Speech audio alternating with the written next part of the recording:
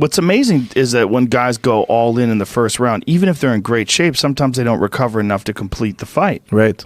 If the guy they're fighting is skilled enough to not allow them that. Yeah. You know, if you roll with a blue belt, you'll never get tired. He doesn't have the skill to make me work.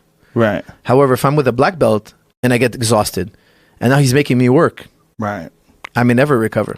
Right. Yeah. It's not just, it's also the way you go out. If you go out full clip in that first round, you have essentially sprinted yourself into a position where you're just so diminished. There's so many fighters that are like that, right? Like Conor is kind of a good example of that. Conor is fantastic in the beginning of a fight, right? But man, he gets to them third, fourth, and fifth rounds, and he takes like the Nate Diaz fight, the second fight. He becomes human. He turned and walked away from him. He becomes very human. He needed that break so badly. When you see that, do you think that that is a case of? And I don't want you to give away too much because you know George potentially wants to fight Conor. Right. Do you think that that's a case of poor conditioning? Do you think that is a lack of experience in handling those moments because he's so used to overwhelming people and taking them out early? What do you think that is? I think it's partly genetic. Really? Yes, because you see, I call it the touch of death. You know, he's got that left hand. It's the touch of death. Yeah. That touch of death comes at a cost. Okay, how do you have the touch of death? Where does power come from? Okay, well, if you look at Michael Kogan, what we were talking about earlier, he has the criteria for power. To the best of his knowledge, this is where he believes power comes from. Okay, so I can't teach Usain Bolt to be powerful. I can only make him faster. But where did that initial power come from? Number one on the list, is where your muscle is attached to your bone. It's genetic. So Tyson he has a powerful left hook, not because his coach taught him how to hit a left hook. He could have hit a left hook like that if he had a mediocre trainer. It has to do with the leverage of his bones. So, for instance, you know, if I'm gonna imagine I had like a really heavy pole that weighs 100 pounds, and I want to stand it up. Well, depending on where I grab it, I'm gonna have more resistance or less resistance. If I grab it near the end, I have more leverage. So, where your muscles attached to your bone is gonna dictate how much leverage you get out of it. Second most important element is the type of muscle fiber you have.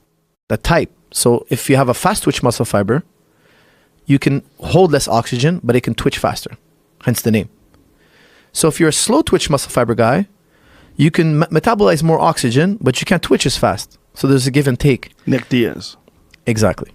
So you have a guy, Nick Diaz, who needs to knock you out with volume. Yeah. He can't knock you out with one shot. Like look at BJ Penn. If round one he doesn't knock you out, likelihood of knocking you out in round two is less. Right. Diaz is the opposite. The likelihood of him knocking you out in round three is higher than round one. Yeah. Because of the cumulative attack. Yeah.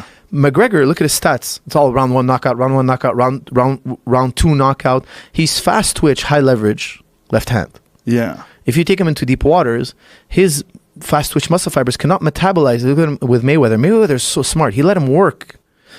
He let McGregor work for 3 rounds. Yeah. And you're getting excited. Keep working. And when you have nothing left, I'm going to put you out. You know, that was such a brilliant strategy. It was. And it was so obvious how much more efficient he was. Exactly. You know, and more relaxed. Conor had his moments early in the fight where he hit him with some unorthodox punches and some weird movement. But after a while, it was just... I found both of them had a brilliant performance. Because what McGregor did to go in his world... Oh, incredible. It was brilliant. Brilliant. Just crazy. Crazy that it even happened. Really stop and think about it. It was almost like the world got a magic trick pulled. It was on unbelievable. them. I want George to fight Mayweather. I keep bothering George. You fight Mayweather. You fight him. He's like, it's crazy. I know it's crazy. But I bet Mayweather would do it. That's what I'm saying. But George might have to lose a shitload of weight. Yeah, they'll find a catch weight. Do you think Mayweather is worried that he's going to get concussed? He's fought all the top punchers in the world. Right. He's just going to have to worry about George's volume and reach. But he can handle himself, and George can handle himself.